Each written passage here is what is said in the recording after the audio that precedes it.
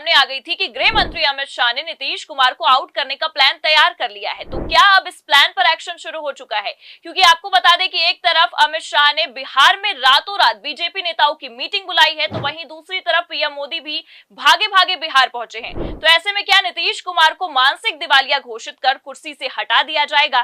क्योंकि जब से नीतीश कुमार ने राष्ट्रगान का अपमान किया है, तब से बीजेपी आलाकमान बिहार में एक्टिव हो गया है। तो क्या हुआ है, क्यों हुआ है, आपको बताएंगे। इस वक्त बिहार की राजनीति के अंदर दोस्तों भूचाल आ चुका है, क्योंकि बिहार के अंदर जिस तरह से नीतीश कुमार को लेकर खबरें सामने निकल के आ रही हैं, उसके बाद से सियासी पारा अपने चरम पर पहुंच चुका है। किस तरह से दावा यह किया जा रहा है कि नीतीश कुमार अब समर्थन वापस नहीं लेंगे बल्कि इस्तीफा देंगे, और भागे भागे दौड़े अमित शाह बिहार के अंदर पहुंच रहे रैलियां करने के लिए, बातचीत करने के लिए। दोस्तों तो क्या कुछ बिहार के अंदर चल रहा है? अगर नीतीश कुमार इस्तीफा देने जा रहे हैं दोस्तों, तो फिर उनकी जगह पर कौन आएगा? क्या मोदी सरकार गिर जाएगी? तो बिहार के अंदर की क्या खुश खबर है? हमारे साथ वरिष्ठ पत्रकार मौजूद है प्रगति ठाकुर, आप उनकी इस रिपोर्ट को देखिए।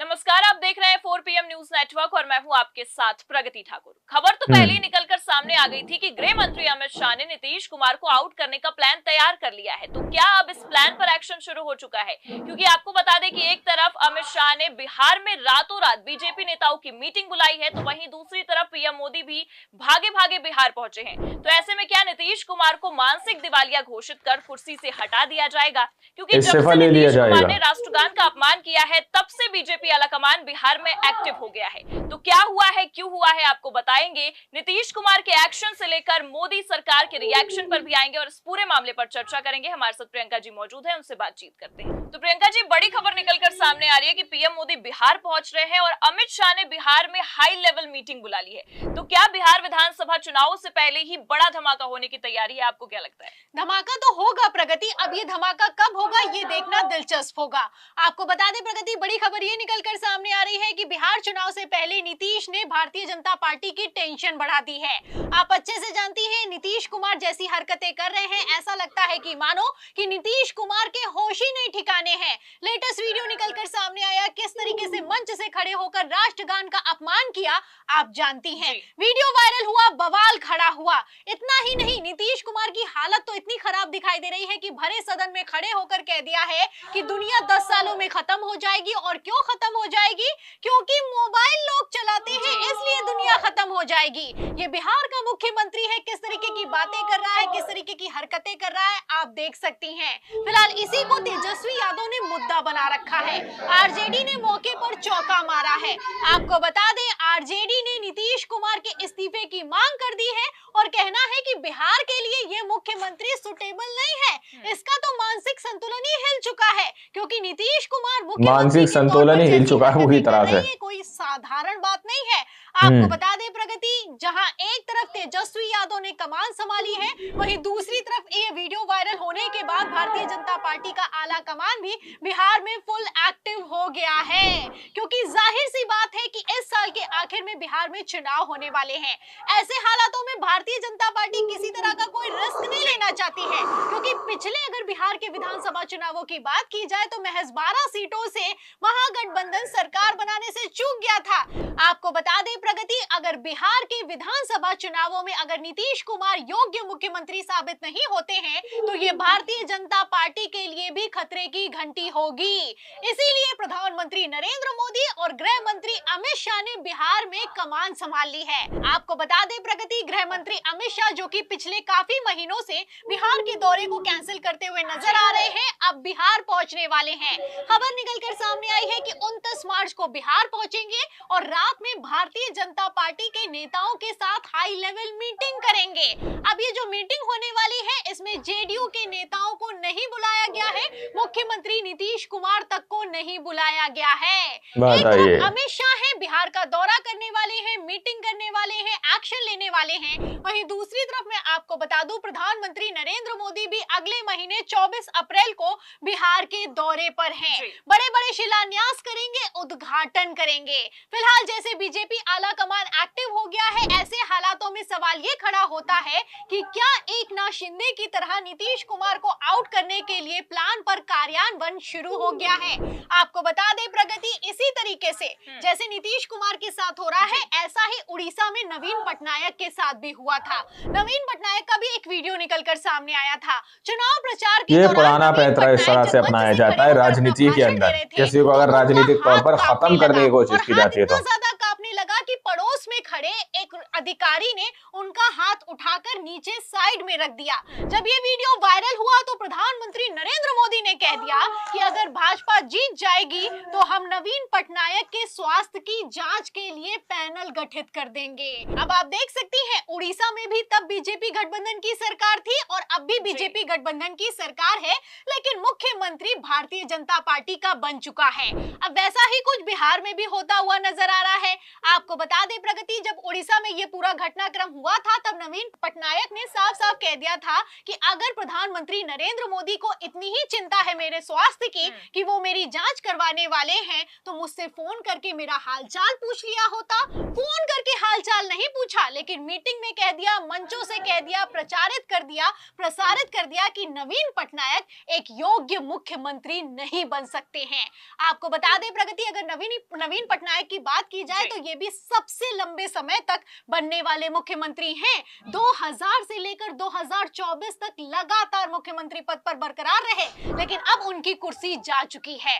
फिलहाल जैसे उनकी कुर्सी गई है और अब नीतीश कुमार का वीडियो निकलकर सामने आया है, सवाल इस बात का खड़ा होता है कि क्या नीतीश कुमार की भी बिहार में कुर्सी जाने वाली है। बिल्कुल ये सवाल बनता है क्योंकि बिहार में इसी साल के आखिरी में चुनाव होना है और जिस तरह से चुनावी साल में नीतीश कुमार को बार बार झटके पे झटका लग रहा है, ऐसे में सवाल ये उठता है कि चुनाव से पहले नीतीश कुमार इस्तीफा देंगे या फिर कि चुनाव के बाद उनका हाल भी एकनाथ शिंदे की जैसा ही हो जाएगा। देखिए हाल तो बुरा दिखाई दे रहा है और इतना ज्यादा बुरा दिखाई दे रहा है कि नीतीश कुमार खुद नहीं समझ पा रहे हैं कि उनको क्या करना है क्या नहीं करना है। जाहिर सी बात है कि नीतीश कुमार ये जानते हैं कि उनके मानसिक संतुलन को लेकर खबरें निकलकर सामने आ रही हैं, लेकिन फिर भी बयान दिया जा रहा है, राष्ट्रगान का भरे मन से अपमान किया जा रहा है। और यहाँ पर मैं आपको बता दूं, नीतीश कुमार की ये हालत देखकर जेडीयू भी टूटती हुई नजर आ रही है।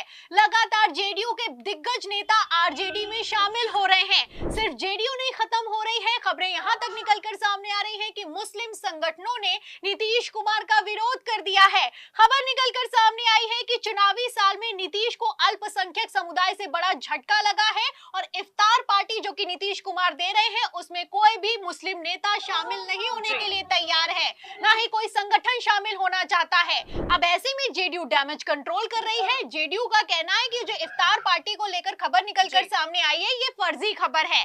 आपको बता दें, जहां जेडीयू कह रही है कि ये फर्जी खबर है, वहीं दूसरी तरफ जमीयत उलेमाए हिंद के जो अध्यक्ष हैं अरशद मदनी, उनका भी बयान निकलकर सामने आया है। उन्होंने कह दिया है कि नीतीश नायडू और चिराग पासवान के कार्यक्रमों से दूरी बनाए, इसे बायकॉट किया जाए। इतना ही नहीं, मैं आपको बता दूं प्रगति, जो मुस्लिम पर्सनल लॉ बोर्ड है उसकी तरफ से धमकी भी दी गई है और मुख्यमंत्री नीतीश कुमार से साफ कह दिया गया है कि हमारे वोटों से मुख्यमंत्री बने हो, हमें हल्के में मत लेना। तो फिलहाल ऐसा लगता है कि मानो कि ये हल्के में लेना ही भारी पड़ता हुआ नजर आ रहा है। भारतीय जनता पार्टी ने जेडीयू को एक तरीके से हाईजैक कर लिया है और अब तो नीतीश कुमार भी अपने होश में दिखाई नहीं दे रहे हैं। फिलहाल बिहार के विधानसभा चुनावों में क्या होगा क्या नहीं होगा ये तो आने वाला वक्त बताएगा, या फिर यूं कहें साल के आखिर में निश्चित हो जाएगा। लेकिन जैसी खबरें हैं इतना तो साफ है कि नीतीश कुमार की कुर्सी जाना तो तय है। बिल्कुल सही कहा प्रियंका जी, और इसी वजह से नीतीश कुमार काफी टेंशन में नजर आ रहे हैं और कहीं ना कहीं नीतीश कुमार को भी यही लग रहा है कि मोदी सरकार के साथ हाथ मिलाकर उन्होंने अपने ही पैर पर कुल्हाड़ी मार ली है,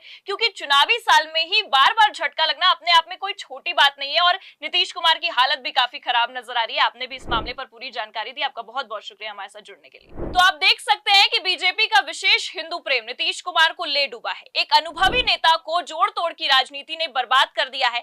अब ऐसे में चुनाव से पहले इस्तीफा होगा या फिर कि चुनाव के बाद कुर्सी जाएगी, आपको क्या लगता है? अपनी राय कमेंट करके जरूर बताएं। ये बातचीत कैसी लगी लाइक और शेयर जरूर करें। चैनल पर नए हैं तो सब्सक्राइब और ज्वाइन करना भी ना भूलें। देखते रहिए 4PM न्यूज।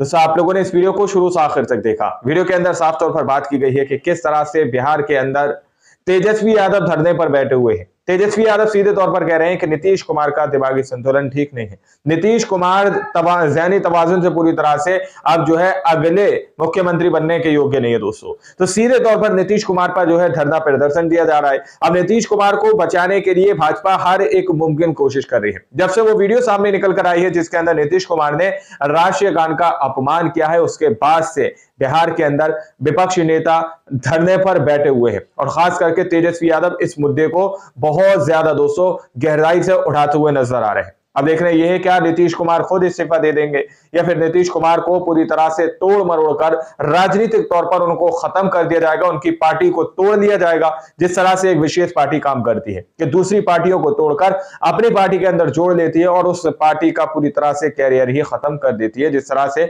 हमने एकनाथ शिंदे की पार्टी के अंदर देखा, महाराष्ट्र के अंदर की तस्वीरें देखी गई थी दोस्तों। अब आप लोगों ने इस पूरी रिपोर्ट को देखा सुना, आप लोग इस रिपोर्ट के बारे में क्या सोचते हैं, क्या समझते हैं, अपनी राय को विषय सेक्शन में जरूर दीजिएगा।